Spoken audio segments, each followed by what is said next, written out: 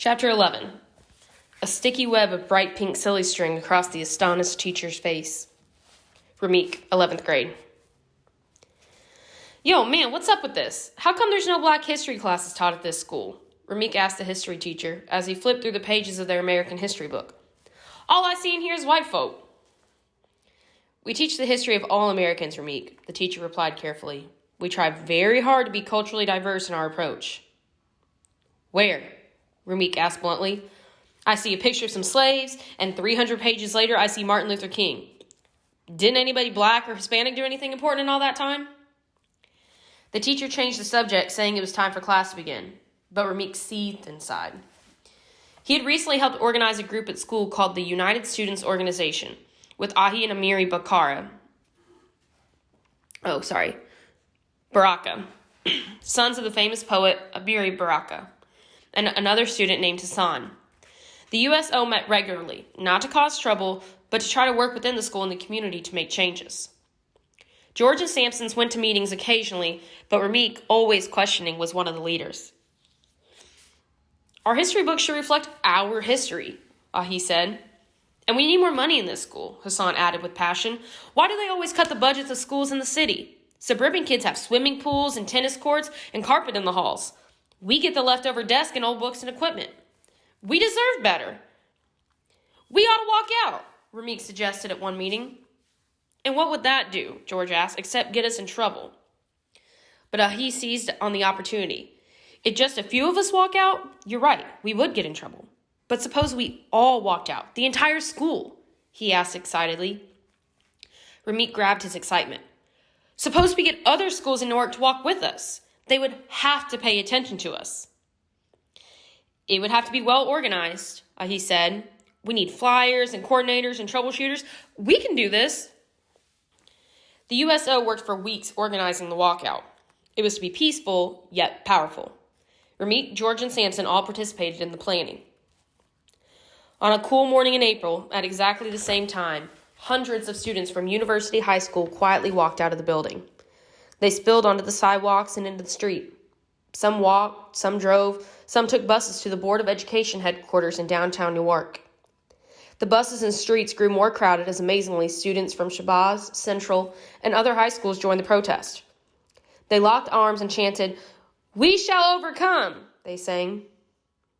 Police showed up and tried to stop them, but there were too many students to arrest. Besides, the students were peaceful, well-behaved, and focused on their goal. Traffic was snarled as hundreds and hundreds of students marched towards the building. "We want to speak to the superintendent," Hassan and Ahi demanded of the timid-looking secretary who came out to greet them in front of the building. "We have legitimate concerns, and we respectfully request a meeting to discuss them." The secretary scurried back inside with the message. Of course, the superintendent refused to come out of his office. Students grew impatient and began pushing. A surge of students moved forward, and they entered the lobby of the building. They sat down and refused to move until someone came to speak with them. Hassan, the loudest and most outspoken, was arrested for disturbing the peace.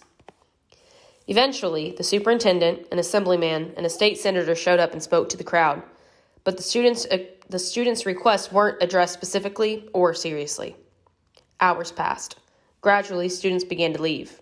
They have jobs to get to or family responsibilities. "I gotta go, Ramik," George said. "I can't miss work tonight."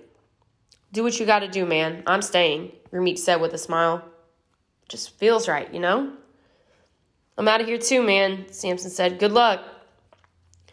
Ramik and about 50 others refused to leave the lobby of the building that night. The police set up a guard, more to protect them than to detain them. Someone ordered them pizza. A parent brought blankets, but the students stayed the night, emphasizing the importance of their demands. The next morning, they went home feeling victorious. Over the next few weeks, a committee was formed to develop the first curriculum at University High School that included African American and Hispanic history.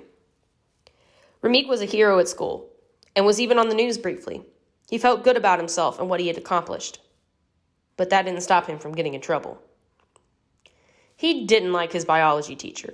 Something about that woman just made him want to push her buttons. He'd ask questions in class that he already knew the answers to and do everything she asked the class not to do. "Ramik, you forgot that these lab reports must be turned in with writing only on the front of the paper. You wrote on both sides." I'm saving trees, Ramik responded, a devilish smile on his face. You'll have to do it over if you want credit for it, the teacher whined. That would waste even more trees, Ramik said innocently. Besides, every single answer on that paper is correct. Check them out.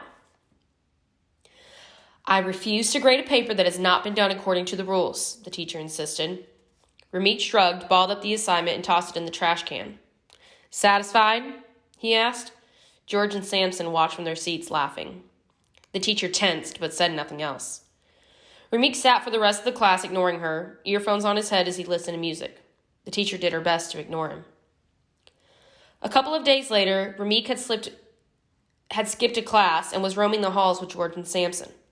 The trio spied a 7th grade boy walking towards him. The kid carried his can of silly string in his hand.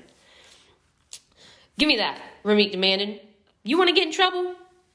He was much bigger than the kid, and the very presence in the hall of a group of juniors was enough to make the boy toss the can to Ramik and scurry away in the other direction. Ramik laughed and tossed the can from George to Samson, with no particular purpose in mind. Suddenly, he said, Let's go see the biology teacher. They ran down the empty hall to the teacher's room, then knocked on her locked door. The door opened.